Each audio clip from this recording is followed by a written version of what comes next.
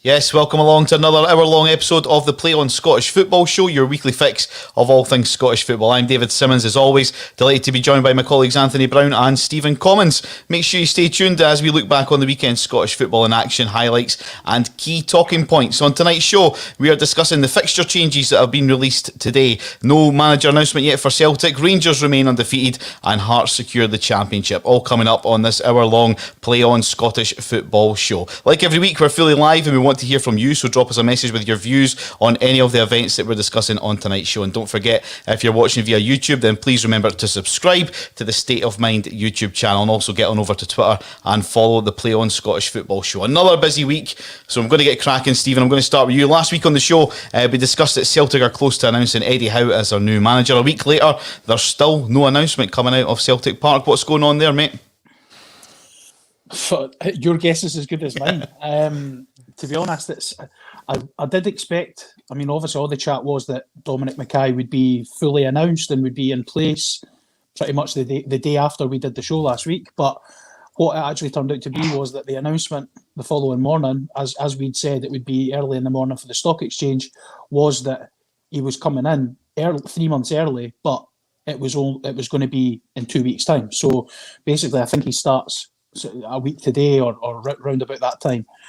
The only thing, obviously I have no interior knowledge or superior knowledge more than anybody else, but the only thing I can think of is this whole process, the delay in it, to me, probably is the fact that they want Dominic Mackay to be in place officially before they make an announcement on the manager, because if for whatever reason that either the director of football appointment or the managerial appointment turn out to be a disaster or turn out to be nowhere near the sort of expectation levels, the first thing that's going to get levied at the board is, well, how could you have made these appointments before the main man was even in place? So you're going to have the same old arguments of not doing their due diligence, not making sure that the relationships between people are strong. Celtic have been accused in the past of just sort of trying to almost jigsaw puzzle people together in terms of they hire the people that they want and just stick them all together and hope that it works out. So I don't know if they're maybe trying to avoid that by saying, right, well, we do things in a logical order. The CEO comes in, then the director of football comes in, then the manager, or the director of football and manager are appointed almost at the same time as a sort of package. Again, your guess is as good as mine, to be honest. But from a Celtic fan's point of view, they must be looking at this again, just tearing their hair out. Sort of the frustration of this season will be magnified by the fact that they're not really getting any clear answers of where they're going. They obviously know that Dominic Mackay's coming in, but again, nothing's really happened since Neil Lennon's left the club. Obviously, there's a lot of work to be getting started on, and the longer it goes, every single day that goes by is just one day less of preparation that they're going to have going forward.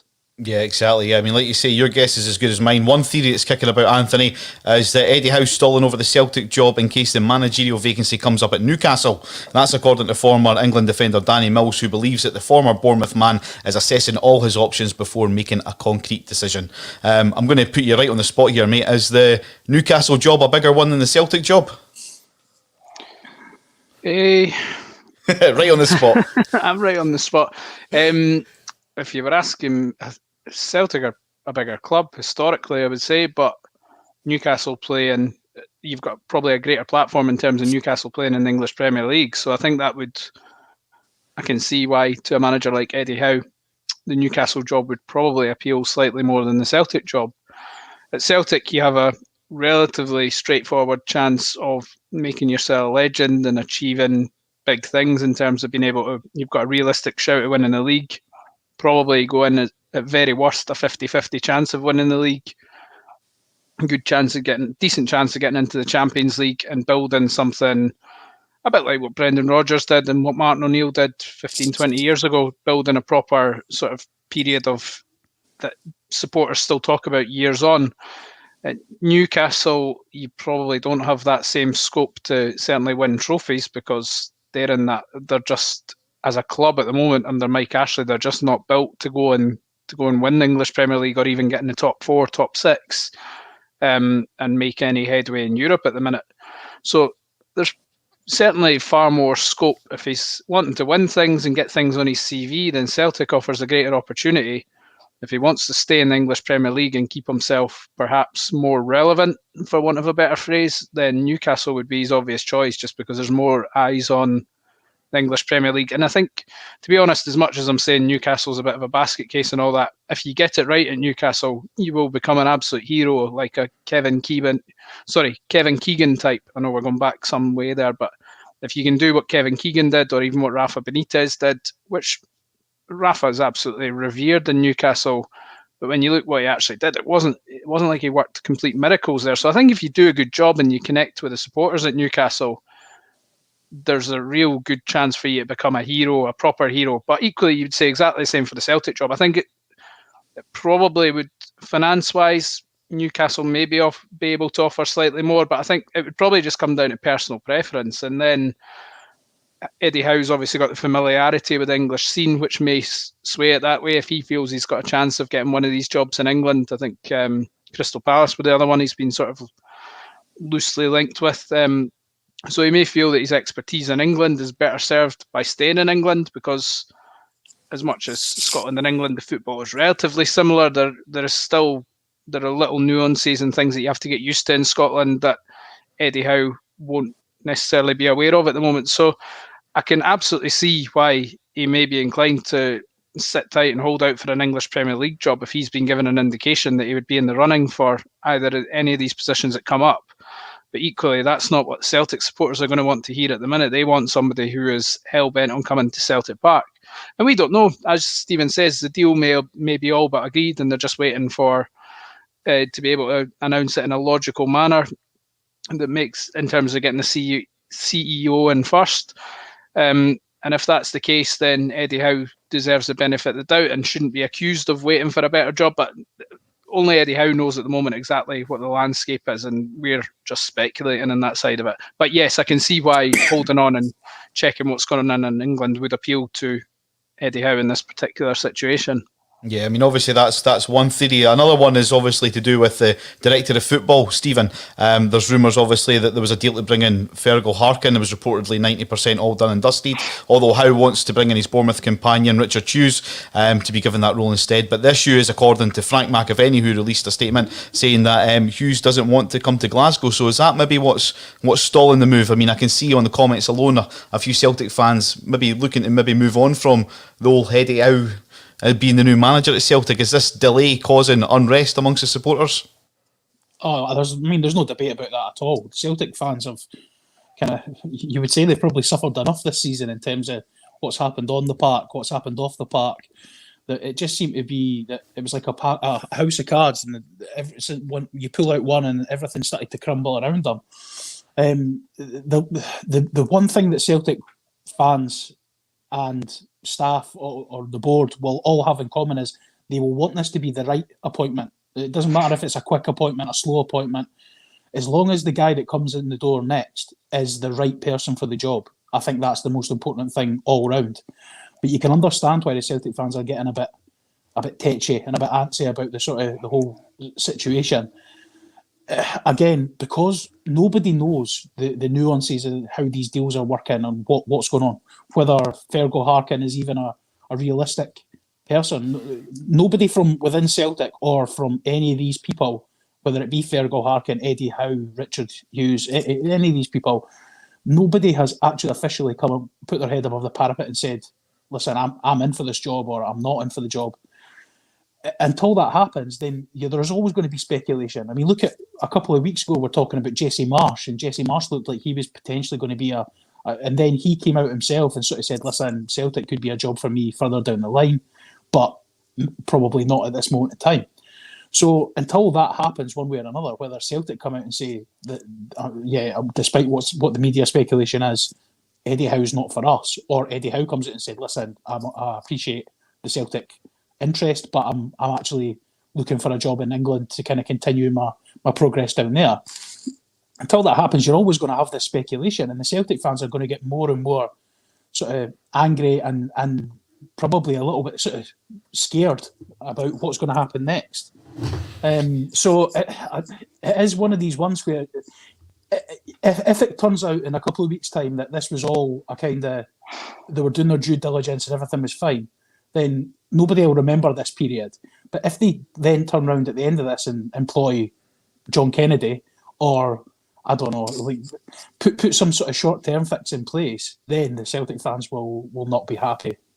Yeah, exactly. I mean, as you can see there on the screen, the main sort of talking point is the fixture changes. Do keep the comments coming in. Hi to Paul. Are the cup games still on Saturday? Right, strap yourselves in, guys. I'm going to try and get this right, okay?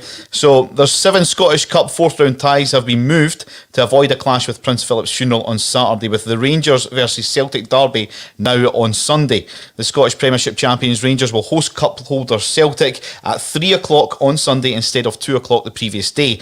Stranraer against Hibs is scheduled to be played at 12:15 on Saturday, will now kick off 24 hours later at 12:15 on Sunday. Aberdeen versus Livingston has been moved forward a day to 5:30 on Saturday, the same time as St Johnstone play Clyde. Inverness Cali, they face a trip to St Mirren, now kick off on Friday at 6 o'clock, with Motherwell now hosting Greenock Morton an hour later at 7 o'clock. Stick with me. Kilmarnock will host Montrose at 11:45 on Saturday. Forfar will host Dundee United on Friday at 7:45. Is the only game not to be moved, sorry. That is the only game not to be moved, Forfar against Dundee United. The changes now follow as the SFA have held talks with the relevant stakeholders over the last 16 of the Scottish Cup ties. This is now obviously been done because it collides with the Duke of Edinburgh's funeral, which was confirmed for 3 o'clock on Saturday. All matches in the Scottish Professional Football League, 3 in the Championship, 2 in League 1 and 4 in League 2 have been switched from a 3 o'clock kickoff to a 12 noon kickoff on Saturday. A national minute silence will be held at 3 o'clock for the Duke of Edinburgh, who passed away peacefully on Friday morning, aged 99. Hopefully that all made sense. So to answer your questions, Paul, yes, there have been some cup games still going on this weekend, but they have been changed away from the 3 o'clock kickoffs on Saturday afternoon. Anthony, it's amazing what the Scottish powers that be at Hampden Park can turn around very quickly when something like this happens. But obviously, if there's a pandemic that hits, it seems to take a while to get things through. Stephen, you're smirking, but can you see what I mean by this, Anthony? They were very quick in acting here for once, weren't they? Yeah, I don't think there's too much surprise that they've changed the kick-off times. I mean, I know a lot of people will disagree with it, but I think from the moment that things sort of developed over the weekend, it was always likely that fixtures at 3 o'clock were not going to go ahead, probably anywhere in Britain. So it's not a great surprise. I'm just disappointed on a personal level because I'm supposed to be doing my first game in 14 months this weekend. Stranraer v Hibs. I was looking forward to the early Saturday morning drive down to Stranraer, and now I'll need to do it on a Sunday. That's fine, but I like the Saturday morning, getting out the house, just driving down to watch a game of football. So I'm a bit disappointed about that, but obviously there's bigger things going on in the world, so I've just got to accept it. But no, I quite like the way they've staggered the kickoffs, the Friday night, Saturday night, and then even Saturday morning, is it 11:45, the Kilmarnock Montrose game. So I quite like that idea of staggering it right through the weekend, the way they've done it. Yeah, I mean, Stephen, you touched on there, Anthony, the Montrose game in the morning, and we were talking off air about this, weren't we? I mean, Montrose have got the raw deal of this, haven't they? Well, this is the thing. Your statement that you read out said that we've made sure to talk to all the stakeholders involved. I can guarantee you right now that one of those stakeholders was not Montrose, who are actually playing the game. This is, again... it's a difficult situation for the powers that be to try and sort of fit all this in, and the last thing they want is another round of fixtures or trying to move games. But Stranraer play against Montrose play against Partick Thistle in the league. Obviously the League 1 and League 2 clubs have got these fixture pile-ups from when they weren't allowed to compete. So they've actually played on Thursday evening, so there's a 39-hour turnaround between when that Partick Thistle game ends and when they have to kick off against Kilmarnock. So, of all the teams, as you say, that have maybe got a bit of a bum deal to this, I mean, Hibs and Stranraer, Rangers and Celtic have just got an extra day out of it, really. It makes no real difference to them. It just gives them more time to prep. But for again, it seems to be a smaller team has got absolutely shafted out of this, and the powers that be have probably just went, well, listen, that's just collateral damage for us, and the age old, just going to have to take your medicine. which is something that, as a Hearts fan, we heard a lot last year. So, again, I'm not having a go because they are kind of between a rock and a hard place. They had to make a decision on it, and somebody somewhere was probably going to get hammered out of it. But that game, the 11:45, is that even televised? Why is it kicking off so early?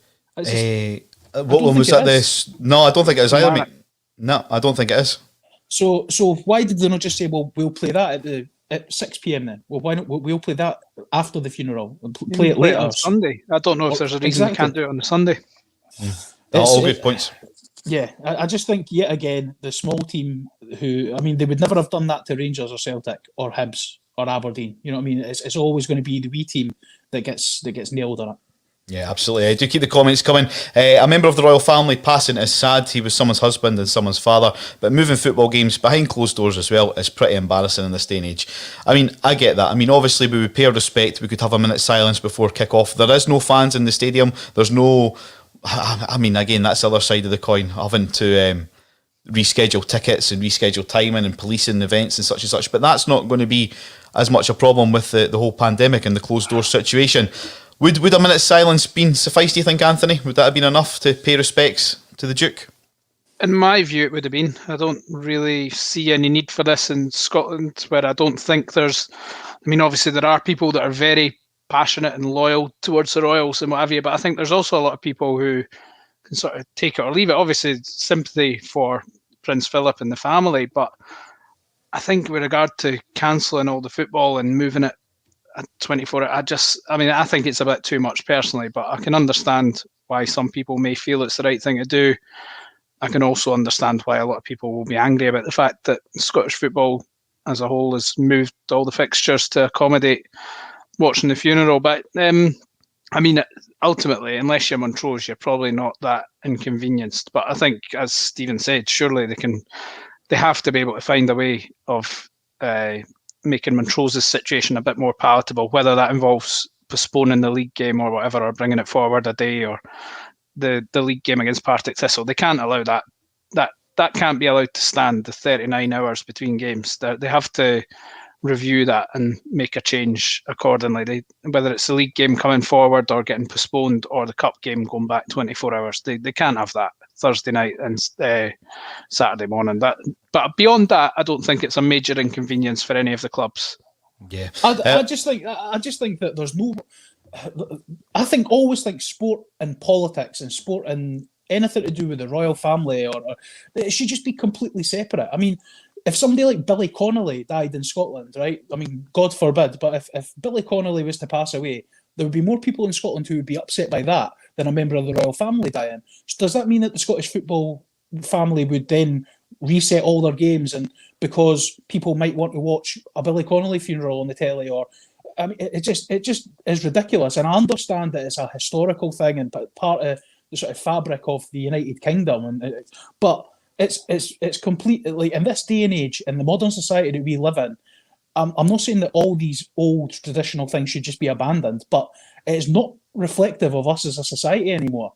And postponing sporting events, I mean, I just don't see how that is even relevant. Do you think if the Duke was still alive, would he really be fussy that Montrose were playing Kilmarnock during his funeral? Like, I mean, it's just ridiculous. I don't see how that has any effect on our game, and I think that should, going forward, they should look at this and say, right, we need to learn from this and just sort of say, we'll pay our respects in the same way that we would if a public figure was to die in any way, shape or form, but it shouldn't affect what they're doing on a day-to-day level, I don't think. I'm guessing the powers that be are just wanting to be seen to be doing the right thing, because it could be perceived as disrespectful in England, looking in to what if the Scottish football calendar just went ahead as normal and didn't make any changes, then I'm sure there would be a few people in England muttering away about disrespect and things like that. Maybe they're just worried about that and how it reflects. But I'm in your boat. I don't think the two things should influence each other in that regard. And it's a controversial point to bring up, but I remember back to when the Pope passed away and they did the minute silence in a Celtic versus Hearts semi-final at Hampden, where a very drunken Hearts support for a cup semi-final. I mean, that was just set up for an absolute disaster, because why should that have any effect on us on a football game? Like, why should they be having minute silences for things? It's just beyond me, and there's nothing to do with the whole Catholic and Protestant thing. I just think that if a religious leader from any other religion in the world was to pass away, would there be a clamour to have such a public outpouring? It's a perfect example what you've just said, Anthony, of them trying to do the right things and to be seen, or trying to be seen to do the right things, when in reality, is it really the right thing to do? Probably not. Yep. So if you just joined us and you're not already aware, there has been fixture changes to the weekend's fixtures in the Scottish Cup and in the lower leagues as well, all to avoid the 3 o'clock funeral of the Duke of Edinburgh, which will be taking place. If we move on, Hearts have now been crowned winners of the Scottish Championship. Robbie Neilson's team earned promotion at the first time of asking on the back of last season's questionable relegation. Hearts beat Alloa 6-0 on Friday night to leave them needing just 2 points to secure the title. However, with Wraith being pegged back by Arbroath and Dundee's stalemate with Morton, Hearts are therefore champions and have clinched the title. Anthony, I mean, that's Robbie Neilson's objective been achieved then, yeah? Yeah, it has. I mean, they've unfairly demoted, unconvincingly promoted, I would say, is a sort of summary of how the last 2 seasons have gone. I'm not saying they wouldn't have got relegated had the season finished, but I think the way it was all handled was very unfair, and I think Hearts were right to have a grievance for that. They started the season pretty well, in my view. I know other people will argue that the performances have been terrible all season. I think that's harsh. I think up until Christmas, they were doing okay. They weren't doing brilliant, but they were doing okay. It was passable. Had the season continued in that manner beyond New Year, and they were winning sort of 8 out of 9 games, even if they weren't always convincing, I think supporters would have been pretty happy with that, winning the majority of games. The odd slip up here and there, a few underwhelming performances, but generally keeping a really good gap. I think everything would have been absolutely fine at the minute. The problem obviously has been the way the form has gone pretty much since January, and it's obviously been exacerbated since the Brora game, with the Brora game coming in between a draw at Arbroath and a home defeat by Queen of the South. Was there another game in there, and the draw at Dunfermline afterwards? So it was 4 games without a win. So that's obviously brought all the negativity to the surface and meant that they've almost won the championship under a cloud, in the sense that they've got this lingering hangover, particularly from the Scottish Cup game. And I think the tremors of that are going to be felt for a while for Robbie Neilson and Hearts, assuming Robbie stays in charge beyond the summer.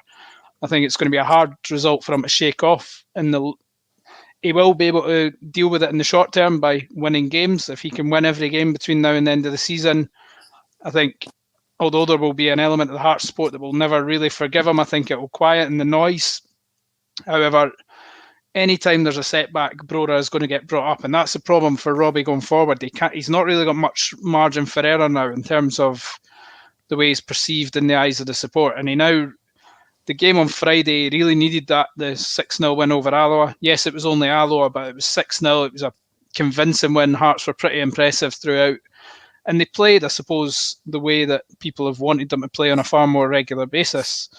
And realistically, they were probably never going to blow teams away 6-0 every week. But it does show that when they're focused and they have a point to prove and they're set up correctly, they can do that to teams. So I think that's where a lot of the frustration comes from with the supporters, that they've not done that often enough. I think they've scored 3+ goals in a third of their games this season, but the other 2/3 of the season have just not been good enough in terms of the quality of the football, the amount of goals they've been scoring, and generally the results since the turn of the year have been very unconvincing.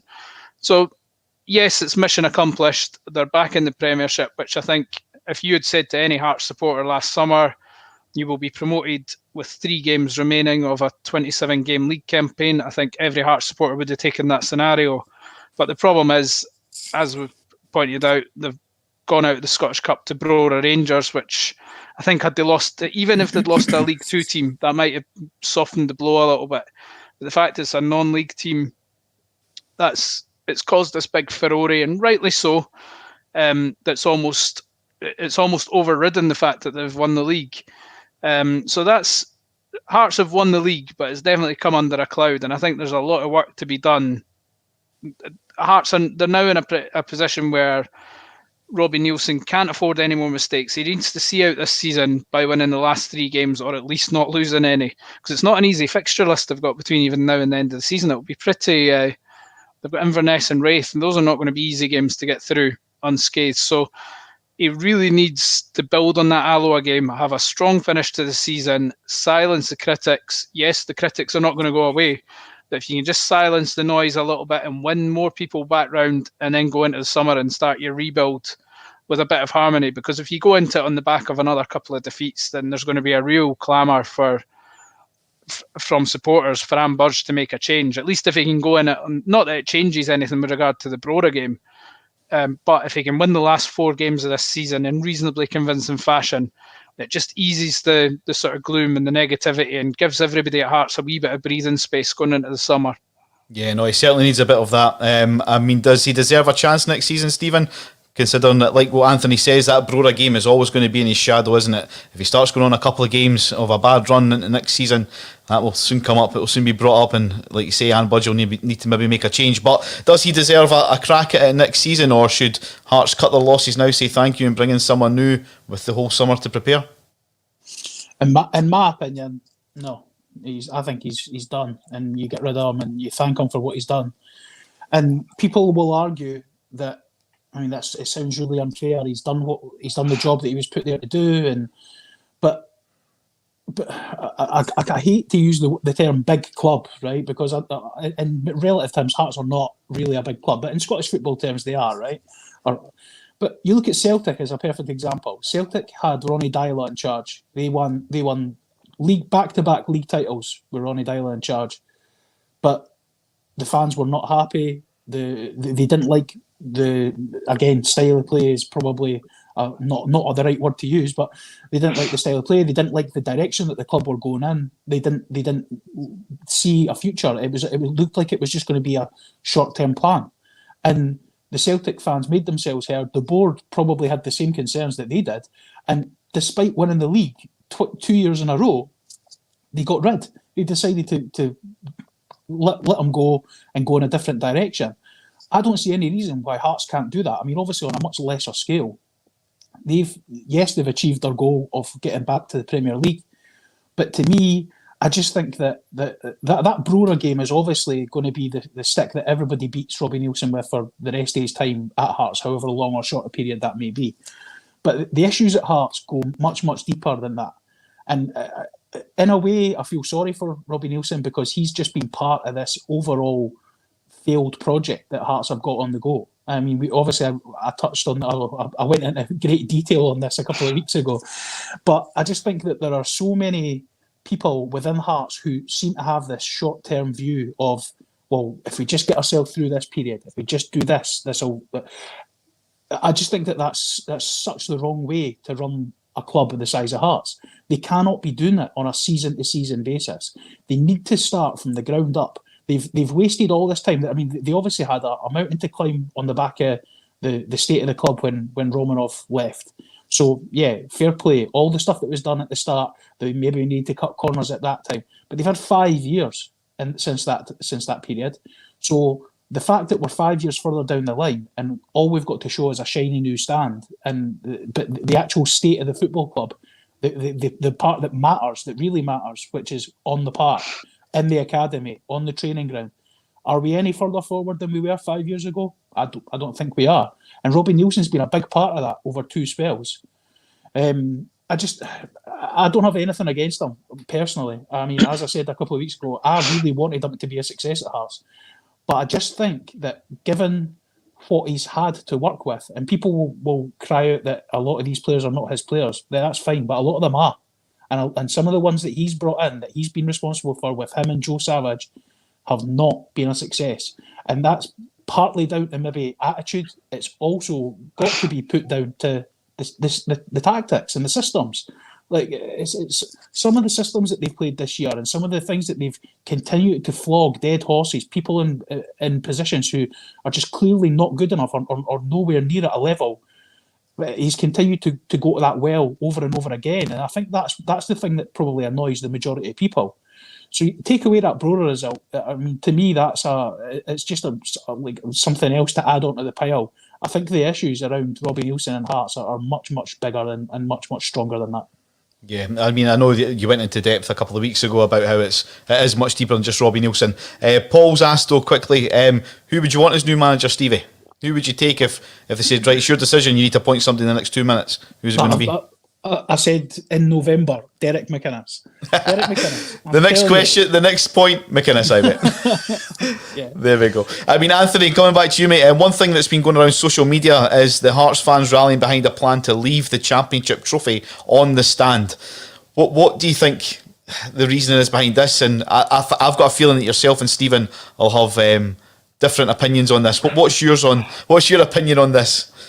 Well, I think it stems from the way Hearts were treated last summer, which I think everybody at Hearts feels they were harshly done by in terms of the way they were demoted when the season was ended prematurely.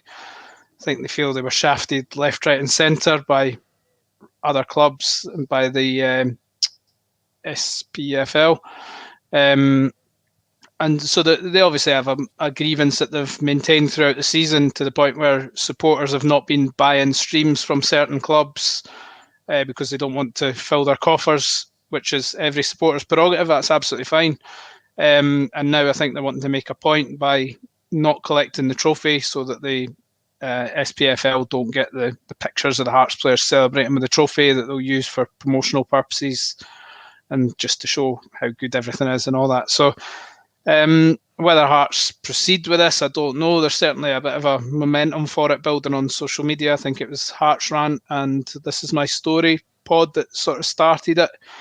And it seems to have, I think on social media, it seems like probably 60-70% of Hearts fans are on board with it. And there's another section that are of a mind just collect the trophy and get on with it and just sort of keep things dignified.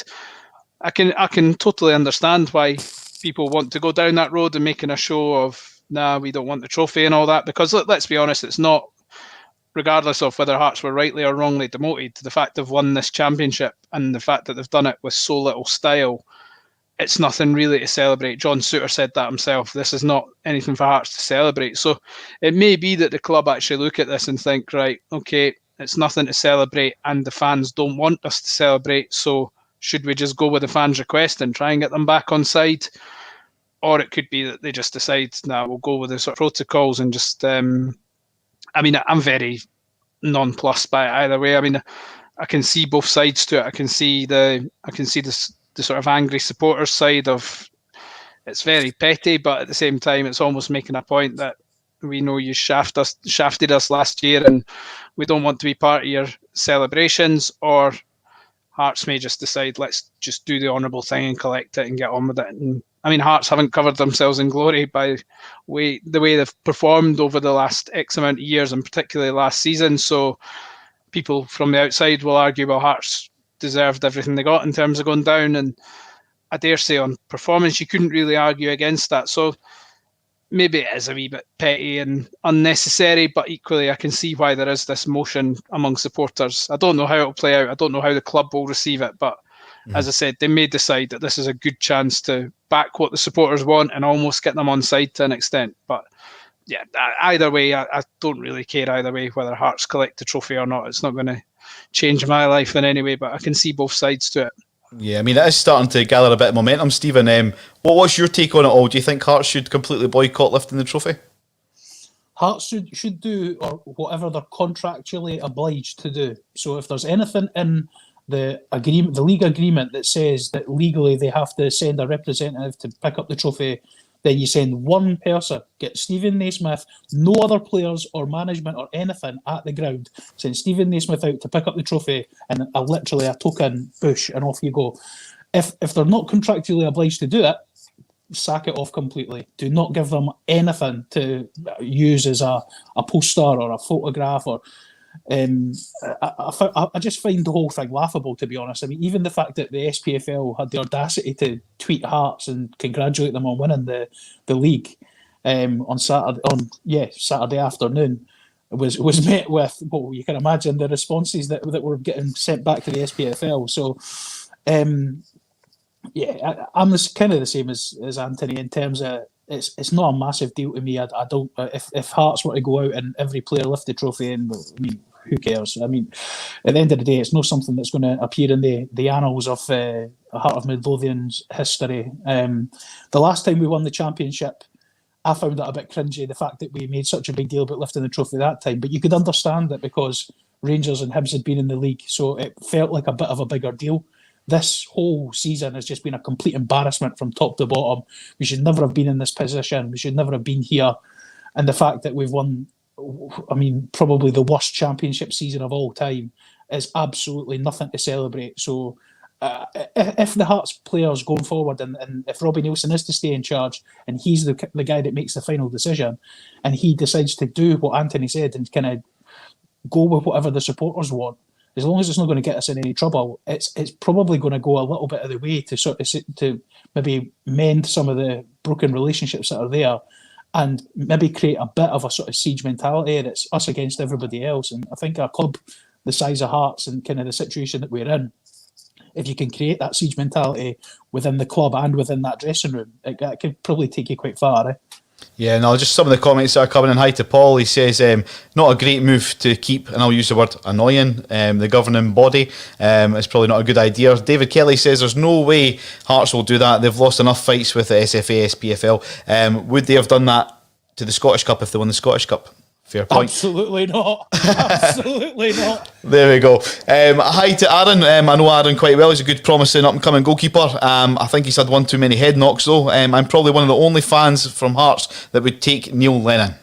Simmy, is this one of your goalkeepers? Aye. Previous, a few seasons ago. I mean, Aaron's a good goalkeeper, but yeah, I think I remember he had a head knock one Saturday, so I'll let him off with that one. If we look at some of the results from the weekend, we've touched briefly on Celtic's future managerial position, but they prepared for their Scottish Cup with Rangers this weekend with their biggest Premiership win of the season as they hammered Livingston at home 6-0. Anthony, is that John Kennedy maybe finally getting a tune from that squad now? Is it maybe too little too late for John Kennedy now?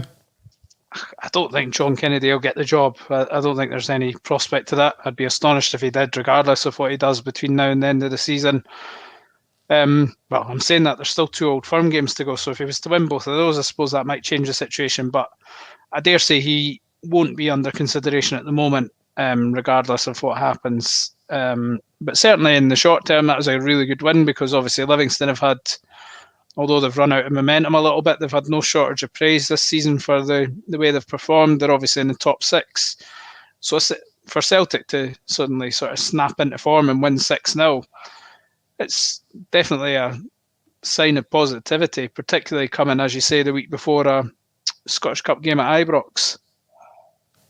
Yeah, no, absolutely. I mean, how do you see that one panning out on Saturday, Stephen? Do you see, I mean, both teams are absolutely flying going into it. I think Gerrard's going to focus on his unbeaten league title, if you like, which we'll talk about very, very shortly. I'm not saying he's going to lie down in the Scottish by any means at all, but Celtic need to try and achieve something from this season, don't they? And it has to be the Scottish Cup.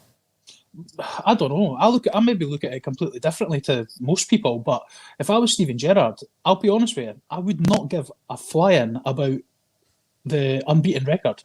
The unbeaten record, the thing is, if you were in a position that you were going to go the season unbeaten and match or better Celtics one that they did a few seasons ago, then fair enough. But who cares? Like, what they're going to be the second best unbeaten team of all time in Scottish football?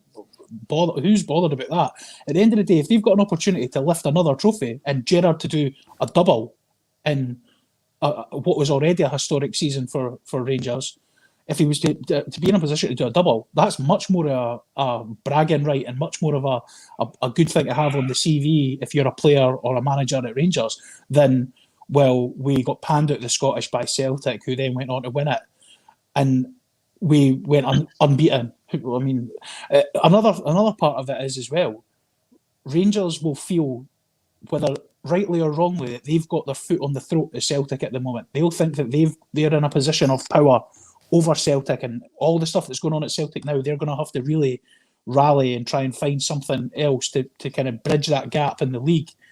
If they were to be beaten by Celtic and Celtic were to go on and win the Scottish Cup, which you would say that the likelihood is that whoever's going to win this game on Sunday is probably, I mean, they're going to be the favourites to win.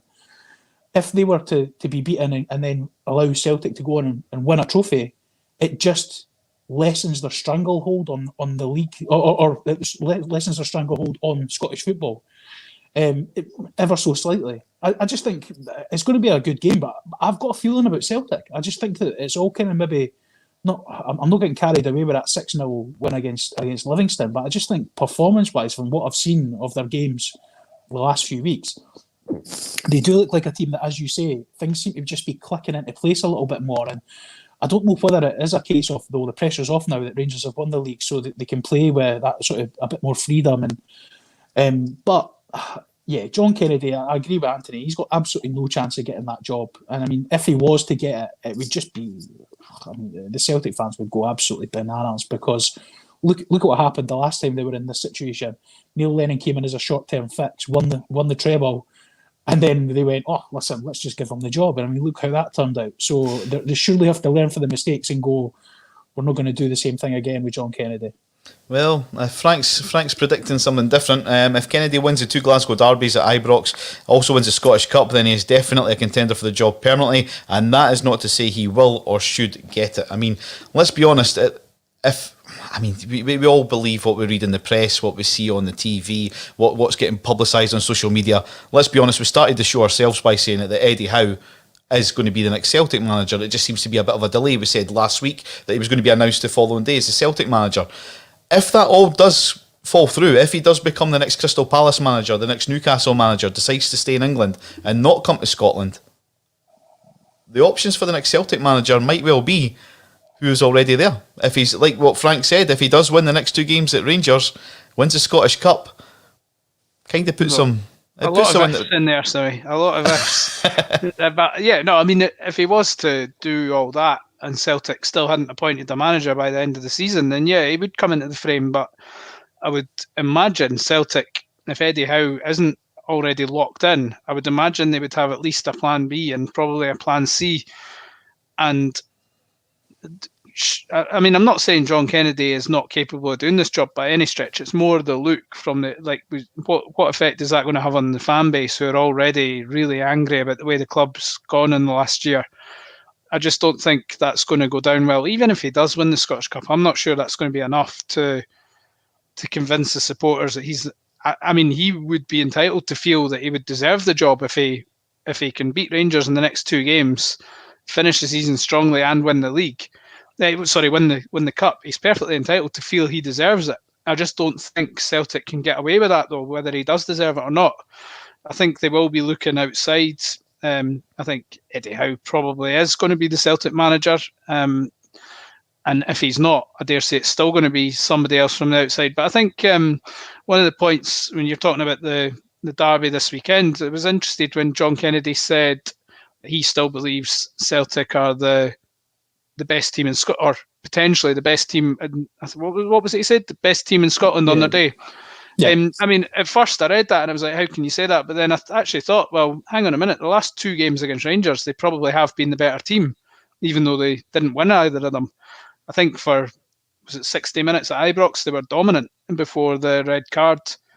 And then in the more recent game, yeah, it wasn't as convincing, but they were probably if any team was going to win it, it was probably going to be Celtic. So you could argue that this Celtic team on their day are still perfectly capable of beating Rangers, and it wouldn't be a major upset in any way. Obviously, the problem on their day is a hypothetical. On their day I know. Like I lose respect to any manager that comes out and says things like what John Kennedy said. Like, at the end of the day, yeah, fair enough. They've competed with Rangers over the last 2 games. They may well go on and knock them out the Scottish Cup. They may well then beat them and end their unbeaten record. But at the end of the season, which is how you judge a football team, they're still going to be 20 plus points behind Rangers when all's done and dusted. So, one-off games to me, this is where the short-term views of Scottish football comes into their own.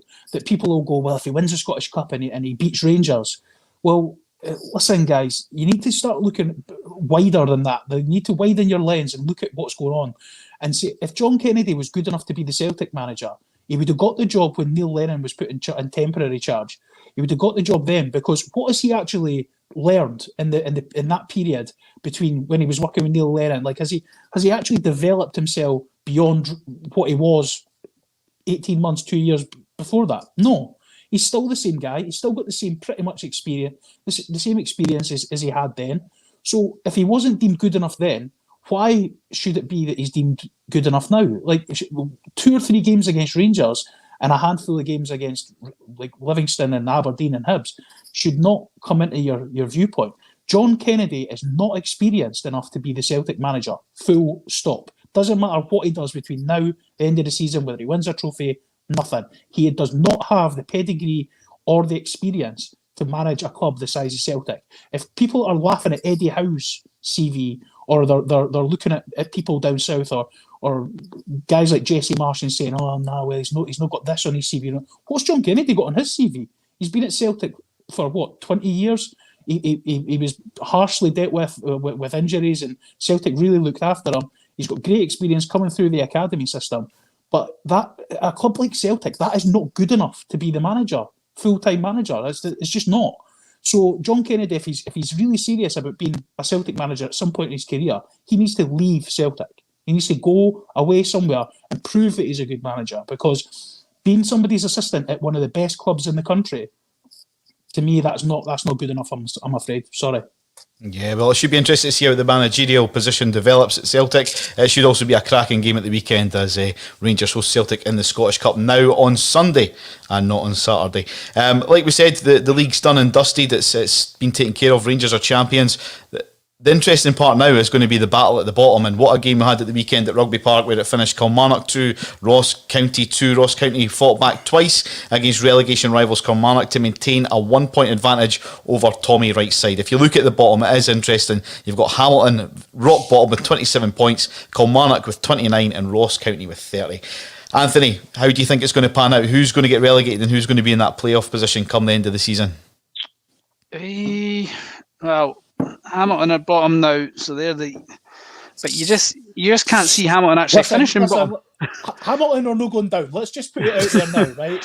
Take Hamilton out of the equation. It's between Kilmarnock and Ross County. Kilmarnock will not go down either, because I like the Tommy Wright, Kyle Lafferty dynamic there. I think that'll be enough to keep them up. Hamilton should go down, but I don't think they will go down. I don't know. Ross County again. See, this is where I'm going to jump in, because you've got Yogi, and Yogi doesn't sit back for anybody. I don't think Yogi guarantees survival, though. You look at his last job at Wraith Rovers, I'm sure they got relegated under Yogi when he was brought in to save them. So I'm not convinced that Yogi is necessarily a man. I'm not saying he's not. He could easily catapult them away from danger, no problem. But it's a good one, because there's no obvious. I don't think there's an obvious. Hamilton should be the obvious one, but they're not, for all the reasons we've spoken about before. Hamilton they're like the cockroach that survives the nuclear blast. Everything else gets hammered in its path, but Hamilton will always be there. You always think, they're gone, they've disappeared, they're dead. No, they will always come back. I'm telling you, there's no point in even talking about Hamilton being relegated, because it's not going to happen. If we stop talking about it and just say that they're going to be safe, please God, then they can actually get out of the league and be gone with forever, because they're just a pointless club. You know my feelings on Hamilton. I just think that Brian Rice always gets miracles out of them, and it's a great story. But look, that story's run its course. The people of Scotland, like every other fan in Scotland, wants Hamilton out of the league, because they're just a stodgy, horrible team that just they give nothing to the league, really. They've got no fans. Just get rid of them and get Hearts up in that league and make it stronger. End of story. Ouch, we've just lost our Hamilton Aki's following. Well, to be fair, it's something we've talked about on the show on numerous occasions. And David Kelly points out here with this comment: get the plastic pitches down, let anyone up that plays on a proper pitch and not a hockey one. So that would obviously see Kilmarnock at Rugby Park and Hamilton at New Douglas Park with 3G, 4G, 5G plastic pitches, whatever they're called these days, out the league. I mean, that's something that we've talked quite a bit about, Anthony, on the show. I mean, we can see the plus and negative side to it, but on the top level of Scottish football, plastic pitches, they shouldn't be a thing, should they? Nah, I don't agree with them, but we've had this discussion before. I think we're just going to have to accept that they're here until a rule change comes into play. But yeah, I think that's a reason that people would want, certainly. But then Livingston, they're still on the plastic, aren't they? So yep. Yeah. I don't think we can just say everybody who's got a plastic pitch has to get out of the league at the moment. You would have to give them some sort of notice to change their pitch. But The relegation battle is absolutely fascinating. Motherwell are safe now, aren't they? They've pretty much pulled away. Is that right? Yeah, Motherwell, St Mirren, Dundee United are all kind of safe now. I mean, the fact there's still the 3 teams involved with 4 games to go, and you genuinely couldn't pick which one's going to finish bottom, and by extension, which one's going to finish second bottom. It's hopefully they all stay very close right to the last day, and it's almost like a 3-way battle right up to the last day of the season, because it creates drama, and I like all these things when they're all playing against each other, which is one of the quirks of the bottom and top, the split. People criticise the way it's done with the top 6 and the bottom 6, but I think this is where it's brilliant, when you've got the teams all playing against each other in the crunch games at the end of the season. I'm a big fan of the 12-team league and the split. I know a lot of people aren't, but I like the fact that Hamilton will be playing Ross County, and Ross County will be playing Kilmarnock, and then Hamilton will be playing Kilmarnock, all within a few weeks, and you've just got that sort of constant drama. Although it only really works if there are more than 1 or 2 teams involved in it. Sometimes you get a team that's cut loose at the bottom and it's all sort of meaningless games. But here we've got the complete opposite, and hopefully it stays that way for the next few weeks. Yeah. The other interesting point is also, like, obviously whoever finishes second bottom goes into the playoff. Who are they going to play in the playoff in the championship? Because there's no team. If you look at the teams below Hearts, there is no team that have put together any sort of form. I mean, I've watched Wraith at times this season and thought they are incredible. Some of the football that they played, they pop it around so well. John McGinn's got them playing good stuff, but they throw away silly points and lose games you expect them to win, and there's just no consistency. It's probably the reason that Hearts have ended up getting promoted. Inverness are the ones that are coming strong now. They've probably, I mean, it's maybe they might run out of steam because they drew at the weekend, but they're the ones that are sort of timing the run right, I suppose, in terms of they were unfortunate because they had that backlog of fixtures because they weren't playing as many games over the winter period. They kept getting games called off, and then obviously John Robertson had these issues. I dare say that may have had an impact on the results in the first half of the season. But since Neil McCann's come in, he took a couple of games to sort of get them going, but they've really motored from sort of third bottom right into the playoff zone, and I don't think anybody would fancy playing them. And we've already seen them knock Ross County out of the Scottish Cup, so they'll fancy their chances, and they've got another game against St Mirren this week in the Premiership. If they can go down there and give a good account of themselves and then get into the playoffs, they'll really fancy their chances of going up. And that would be a fantastic story, just given everything that's happened with, obviously, with John Robertson. Hopefully we see him back soon, but Neil McCann stepping into the breach and he's got them absolutely motoring. Yeah, just looking at some more comments out of Jonathan. I mean, put it this way, Hamilton have achieved their ultimate goals for the last 10 years. My club haven't. They've failed in Europe and relied on domestic success, which this season has caused every fan to be annoyed. So, I mean, if you look at it that way, Stephen, Hamilton, they've always avoided relegation, like you said, so they've done what they set out to do. You've also annoyed Scott. He says, leave Aki's alone, you clown. So, say sorry to Scott. I'm sorry. Quite right. Scott. Say sorry to Scott. And I'm sorry to Brian Rice and the Hamilton, but you're not going to change my mind. Get them down, honestly. Get rid of them.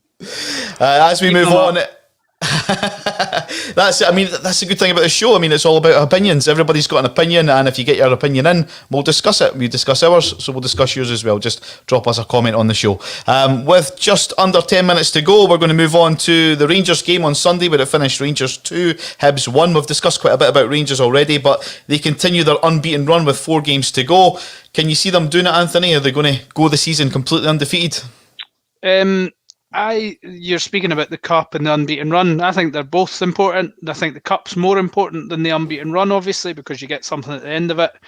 But I think everybody at Rangers will be now thinking, let's win the double and finish an unbeaten league campaign. I think they're both realistic targets for Rangers now. You look at the fixtures and the 4 league games they've got remaining. Their 2 away games are at St Johnstone and Livingston, so arguably their easiest fixtures on paper, and the away games. For instance, if they were going to Celtic Park, Easter Road or Pittodrie, you might say, right, they're going to have some... Not that Livingston or St Johnstone are easy by any stretch, but you know what I mean? If they had to go to Pittodrie or Celtic Park or Easter Road, you might say they've got a really good chance of getting beat in any of those games. Whereas their 2, I suppose, hardest games on paper against Aberdeen and Celtic are both at home, which I think they will feel gives them a better chance. On paper, Rangers shouldn't lose any of those 4 games. There is no reason to suspect that everybody can imagine a scenario where Celtic might win on Sunday. Might win the next league game at Ibrox, but realistically, Rangers can look at all 4 of their remaining games and say we should not lose any of those fixtures. Doesn't necessarily work like that. Of course, they could slacken off and get caught cold, and if Celtic turn up, Celtic could quite feasibly win that game. So it's not a formality that they're going to end up unbeaten, but I think it's very much now a decent chance that they are going to do it. On top of that, they've got the Scottish Cup, and I think much will hinge on how this weekend's game goes. I think that's a 50-50. I think Celtic are probably in slightly better form in the here and now at the moment, obviously going in on the back of a 6-0 win, but Rangers obviously have home advantage, so I really couldn't call this game. I mean, I backed Rangers to win the Scottish Cup, so I suppose I better take them to go through on that basis. But I think Rangers, you asked me if they're going to finish the season unbeaten. I said no months and months ago, but I'm saying yes now. I mean, it's going to be a fascinating end to the season. What fascinates me, Stephen, is that they've shipped only 11 goals in 34 games. With 4 matches still to go, they attempt to beat Chelsea's record of just 15 goals conceded in the season 2004 and 2005. So if they can go the next 4 games without conceding 4 goals, then that's a good record to set, mate, is it not? It should have been 3, though, eh? Should have been 3, because Porteous's goal at the weekend should 100% have stood. So, listen, there's no taking away from it. I mean, the defensive record is probably the most impressive part of their entire season. They have been unbelievable. And if you don't concede goals, you very, very likely with the firepower that Rangers have got, they're not going to lose or even draw many games. I mean, again, we've waxed lyrical about Steven Gerrard over and over on this show and the job that he's done at Rangers. Sorry, not just Steven Gerrard, his entire coaching staff. And I just think that the recruitment as well has been great. I mean, even guys like Balogun, who you would have looked at in the sort of pre-season and thought, why are they signing a guy who could barely get a game for Wigan? But they knew the strengths of what he would offer. And he's not going to come in and play week in, week out every single week. But they knew that when Helander needed to come out, they could put him in. And I just think that, yeah, they've got so much depth in that squad. And defensively, I think they should be absolutely proud as punch of what they've achieved there. Alan McGregor is obviously... he's officially now signed on for next season, isn't he? I'm unsure. Yeah, he has. Yeah, I think he has. Aye. So I just think that they've got so much experience in that sort of defensive side of things as well that I just can't see them letting it slip either, to be honest. But you never know. They might go to Aberdeen might go and beat them 5 or 6-0 with Stephen Glass. The new man. That's it. We'll discuss him very shortly. I mean, you mentioned that Poch's goal that was cancelled out for whatever reason. We don't know why. It should have stood, I think. Nisbet, he was the one that got the goal for Hibs late on in the game. We've discussed this very briefly as well, Anthony, but does he deserve a place in Steve Clarke's Euro squad now?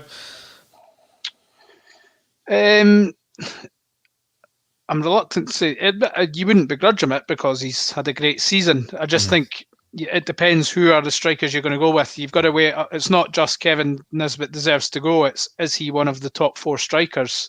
So then you have to look at them all individually, assess their form, and off the top of my head, I wouldn't know whether he was in the top 4 strikers. I mean, who else is going to be in the mix? You're going to have Dykes is going to go, and Dykes, Adams is going to go. So they're maybe two Shankland nailed on to go. Then you've got, I suppose, Shankland and Nisbet. You would argue Nisbet's probably edged ahead of Shankland. Is Griffiths going to come back in from the cold? Couldn't rule it out if he was to somehow produce some magic in the closing weeks of the season, but equally his place is in the balance. And McBurney, whether he's rated or not by the public, he seems to be rated by Steve Clarke. So I'd imagine McBurney is going to be going. So you would think. I'll be honest, I would quite happily give up on like a Kevin Nisbet or a Lawrence Shankland in the squad to get David Turnbull in. Like I would if they can't find a gap in the midfielders in terms of who they like having in and around the squad. So if you're not going to drop a Fleck or a Kenny McLean, then and the midfield berths are kind of full, I would quite happily give up a fringe striker who's probably unlikely to play and bring in a David Turnbull, because Scotland only played with one up front, and they're I not would going to play argue with two up Gold top, is Gold is as Yeah, deserving, if not more deserving, than Turnbull, on the basis that Gold's done it over the course of the season in Portugal. He's been in a more, I don't know, he just seems to be doing it. I've not seen him at close quarters, but he seems to be getting rave reviews almost every week. So Gold or Turnbull or both, I would be more inclined to. I totally agree with you. I don't think Nisbet or Shankland are going to make the difference in a big game against real quality opposition. I don't think either of them are at that level. So I'd be more inclined just to go with Adams and Dykes and maybe McBurney or Griffiths. And just, it's not that I don't think Nisbet deserves to go. I'm just not convinced he's at that level where he's going to make a difference in a game in the European Championships. But, I mean, he's certainly, if he is selected, you wouldn't begrudge him, because he's had a fantastic rise, an absolutely brilliant rise. And he's had a really good season. But I think, touch on the Hibs game there, that defeat, not that it was a surprise that they lost to Ibrox, but that defeat coupled with Aberdeen winning, I dare say you're going to come on to this, suddenly that battle for third place is game on again. It's now down to 4 points, and they still have to play each other at Pittodrie. So that's going to be a fascinating, like the relegation battle, that's going to be brilliant, assuming Hibs don't win the next game and Aberdeen lose, which would open it up to 7 points again. Yeah, I mean, time has slipped away from us today. I mean, other results with Motherwell 1, St Mirren 0. We'll discuss this one. Stephen, St Johnstone 0, Aberdeen 1. It was Paul Sheeran's final match and Charges interim boss before the arrival of Stephen Glass. Like you say, with 4 games to go, is the race for third spot well and truly on now?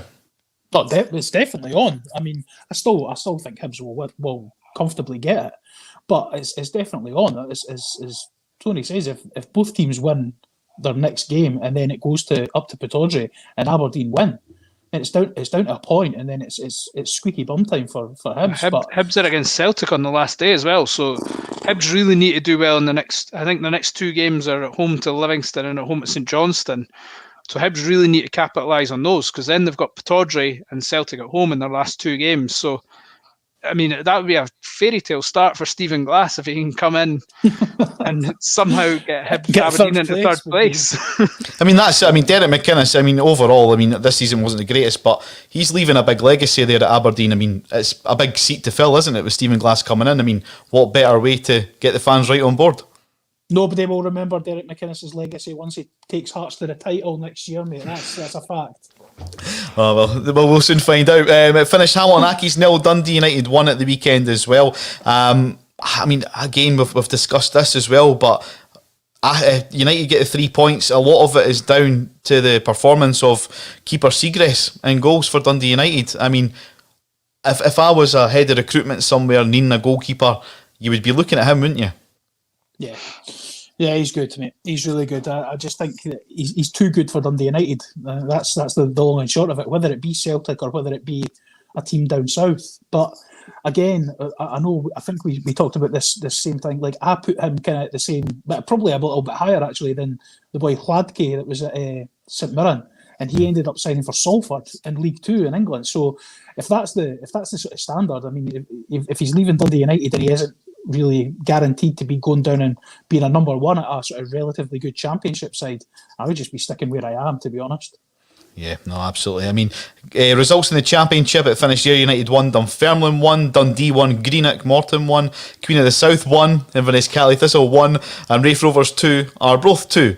Now, if you took 4 draws on your coupon at the weekend, I'd love to have seen what the odds were for that. So, all draws there, and obviously it finished Hearts 6, Alloa 0 on Friday evening. Fixtures coming up this week. Tomorrow night it's Dunfermline against Dundee. Queen of the South hosts Raith Rovers, and on Friday there has obviously been some alterations. On Friday we've got St Mirren against Inverness Cali Thistle at 6 o'clock. Motherwell take on Greenock at 7, and it's Forfar against Dundee United with a 7:45 kick-off. That one is on BBC Scotland. On Saturday, the alterations for the fixtures are Kilmarnock against Montrose at a 11:45 kick-off. At 5:30 it's St Johnstone against Clyde in the Scottish Cup, and Aberdeen also face Livingston at a 5:30 kick-off. That one is being aired on Premier Sport. On Sunday there's a change. Stranraer host Hibs with a 12:15 kick-off on BBC One, and the big one at Ibrox, Rangers against Celtic, a 3 o'clock kick-off on Sunday afternoon. and that one will be aired on Premier Sports. As I said, the hour has kind of got away from us tonight. On behalf of myself, Anthony Brown and Stephen Commons, thanks for watching the show. If you've enjoyed it, give it a little share, because it'll still be on YouTube for weeks to come, so do give it a little share for your friends and family, have a little watch on.